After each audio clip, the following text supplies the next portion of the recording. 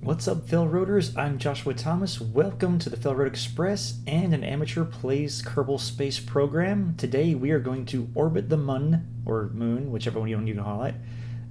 We need maneuver nodes, and the way that I understand that you get it is to have a level 2 headquarters or mission control. We're playing in a career mode, so you have to upgrade them. And then the other thing that I understand you need is your tracking station to also be at level 2, so that you can have your abilities that level 2 gains there. So there's mission planning, and then there's maneuvering. I think it's called patch controls visible in map. I think that's what it is. So yeah, the reason I am making this series is because I want to show what it's like for someone who doesn't really know Kerbal Space Program that great. Show you guys how to play it and answer some questions that I wish had been answered for me. So first thing I want to show you guys is my tech tree. I have all of that completed. I'm in the 90s right now as far as the technology that I'm unlocking. So all of the technology I haven't unlocked on that particular row costs 90 science points. So yeah, I'm halfway done with that. I've got a few of them unlocked and a few of them still need to be unlocked. So there's plenty of stuff left to do as far as like getting ladders and getting the clamp-o-matic, I think that's what it's called. Yeah, I'm definitely an amateur, so you're going to see what is probably an over-engineered rocket that I'm going to use to send a probe to the Mun. Alright, so here we are in our rocket assembly. I've already got what I call the Escape Artist, because that's the ship that I used to get on a trajectory that actually escapes Kerbal influence. So we've got our tall rocket boosters there. Those are the tallest rocket boosters, the kickbacks. I believe those are the tallest ones that you gain access to. They have a lot of power to them. I'm also using Kerbal Engineer Redux, which is, if you see here, you've got all this added information that the normal KSP doesn't give you, and I'm honestly surprised that they just haven't made Kerbal Engineer Redux just a part of the game, because it's just very convenient. But all that information in the bottom center of the screen, that's all Redux right there. I've got my rocket there, and one thing you need to note is your thrust to weight ratio. I try to get mine close to 1.5. If it's at 1, your rocket's pretty much not going to really go anywhere. And then you need to know your delta V as well. Delta V is pretty much the magic number that you need to do anything in Kerbal Space Program as far as taking your rockets to different places. And I figured out through other tests that 5,000 delta V is going to get me to the Mun and back. And so you can see in the staging there, you can see how much each stage gives you as far as delta V in that blue highlighted area. And you can also see a thrust to weight ratio. The cool thing about this is you can adjust your altitude. Now this isn't Kerbal Engineer Redux. This is just native to KSP, and things that I wish that I had known when I first started playing the game. So you can increase the atmosphere to see how it's going to affect your TWR and your delta V, and you can see that the higher in the atmosphere you get, the more of each you're going to get, the easier it's going to become. So right there is probably where my first staging is going to go off. And then you've also got the vacuum button over there. But yeah, so I just want to check my staging, see how much delta V I'm going to have. There it is in a vacuum. So by the time we get to that stage, we'll be in a vacuum, and we can tell that we're going to have more delta V. So there's our number down there. But the important thing to know is that when you're on the ground at sea level, 5,000 is the magic number that I think I need to shoot for in order to reach the Mun. So now I'm going to zoom in here and just show you I've got a command pod, and then I've got a probe attached to the top of it that I'm going to try to land on the Mun in my next episode. So you can see it right there, and then I'm going to try and get some scientific data and return that ship to Kerbal. So here we go. There's the staging for that.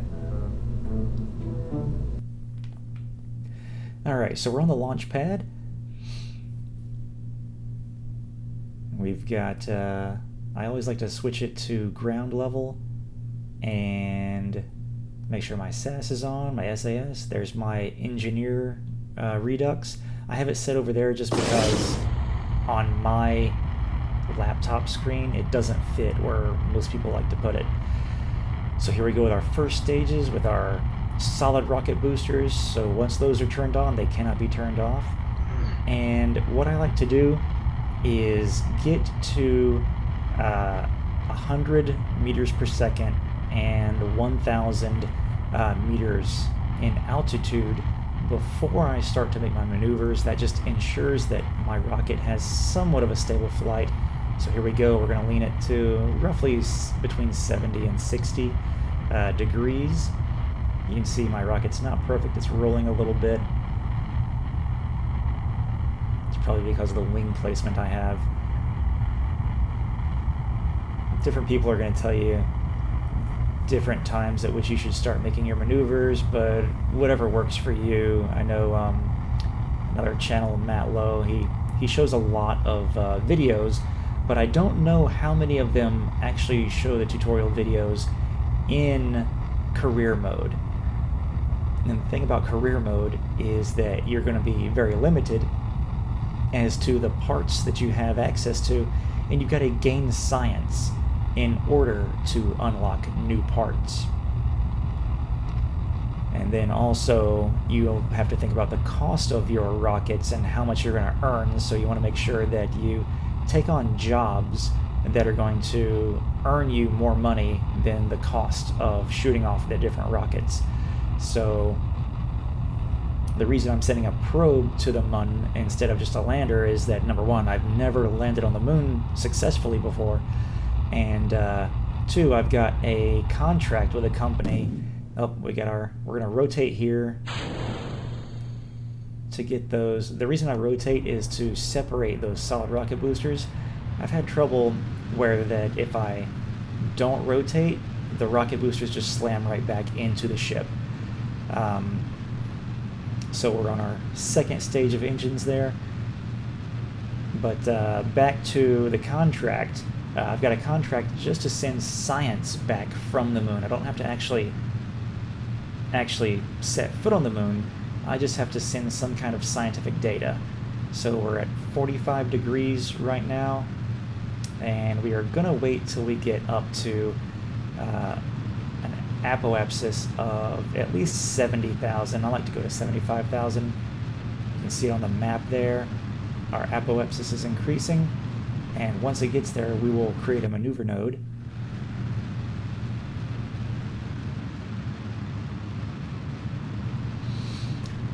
But yeah, I love this game, and hopefully you'll learn something in these tutorials that some other channels don't teach you necessarily that you can do in career mode.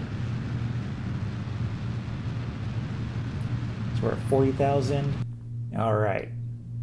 I'm just gonna put my autopilot, Jebediah Kerman, he has the most experience. Set that to our apoapsis. Create a maneuver node, and we want to pull this maneuver node out until our apoapsis and periapsis start to switch places. So when they are, I'll show you here in a minute, you see it starting to move, and our periapsis is coming around the other side. And when it creates a 90-degree angle with your maneuver node or your original apoapsis, you'll see right here, you'll see it almost creates a perfect 90-degree angle. So that way you know that you've almost got a perfectly symmetrical orbit around Kerbal. And then we will have a time to our maneuver node, and then we'll have a burn time, and we want to start our burn time before we get to the maneuver node. We want to take our burn time, cut it in half, and start that many seconds ahead of the maneuver node. There we go. And so you'll see our delta V's going down, our meters per second going down. That's how many meters per second this burn is going to give us in order to get to our desired orbit. Oh, and I am set to prograde instead of the blue target that's on the nav ball. So yeah, we'll see how that affects everything. Shouldn't be too bad. There we are, making the burn to get into orbit. And there goes our second stage. We're on to our third stage. And this third stage will get us all the way into orbit. I'm kind of in between on the nav ball. I'm in between prograde and our target. And once again, I'm an amateur here, so let's see. And yeah, okay. I need to stop burning. Stop burning. Okay. Yeah, so I was really screwing up because I wasn't on the blue target node.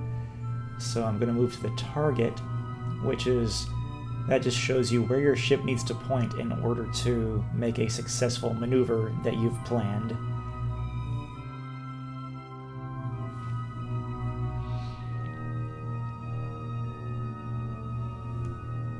There we are. Okay, now that I'm actually on the target, it's making our orbit much more even. You see it's starting to come around. You know, that's good. Alright, so we got rid of that. We're going to finish our burn. 2, 1, 0. Alright.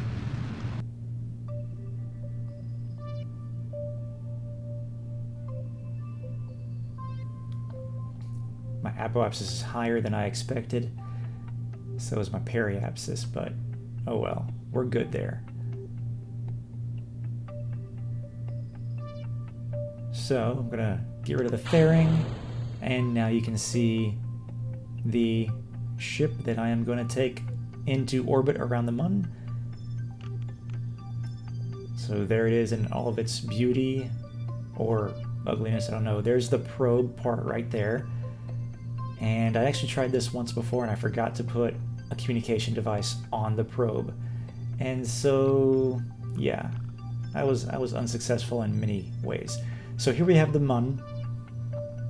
And in order to go there, we want to set that as our target. And then we want to create a maneuver node to get us out there. So now we've set it as our target.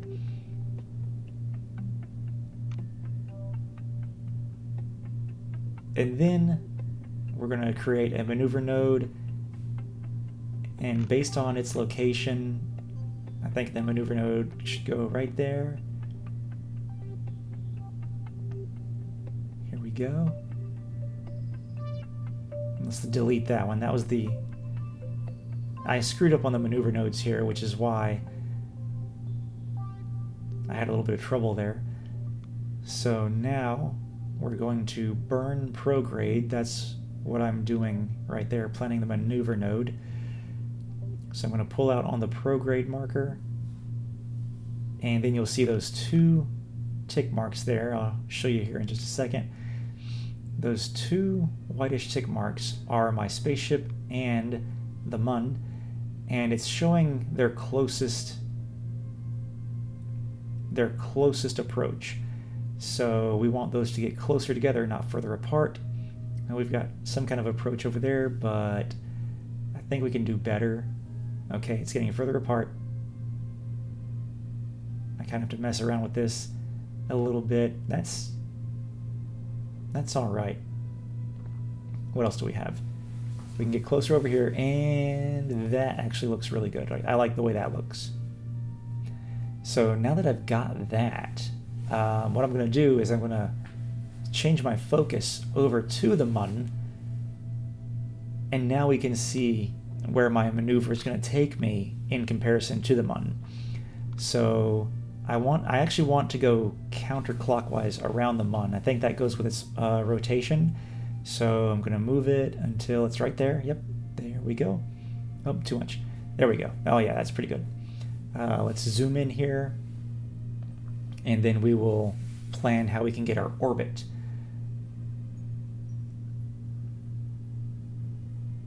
So you can see how much burn time and time till my maneuver node.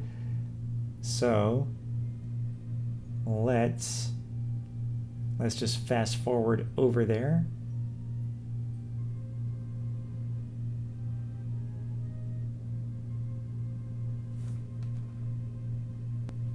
All right, so we're close to our maneuver now, and we're just about on target too. Yeah, that's pretty good. All right, so we'll start our burn. And make sure that we're perfectly on target. So once again, we're aiming for the blue marker. SAS is helping us out here. I could have probably put it to prograde, but the marker moves a little bit, so we'll just keep it as is. We're on a good score, so there's the marker. And you can see my course is going up, or my orbit is going up, and eventually you'll see it in the moon's sector as well. There it goes. All right, and so that's pretty good right there.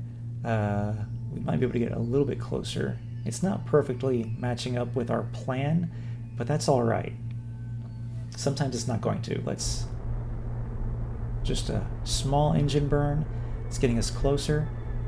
It's lowering our AP, our apoapsis, which is what we want. And okay, I think it's stopped now. Has it? Yeah, we're going back up, I think. All right, that's because we're speeding up so much that we're going to fly past the mun. All right, so we can get rid of that maneuver node. And now we're going to go to our apoapsis. We've got plenty of delta V left. We've got 1,476 delta V left. I think in order to make it back to Kerbin, we just need 1,000. So all of our next maneuvers, we need to use less than 400, or just around 400. So we're going to create another maneuver node, and then we're going to burn retrograde to slow ourselves down and get us into an orbit around the mun.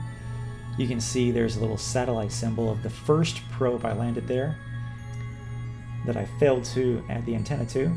So what I want to do now is just lower my periapsis so that we're close to the mun, so that we can launch our probe as close as possible, give it the best chance of landing. And okay, so yeah, that's a pretty close burn. It's 460 meters per second of delta V. So that's not going to give us a lot of fuel left over to get back home. But you guys will see that in the next video.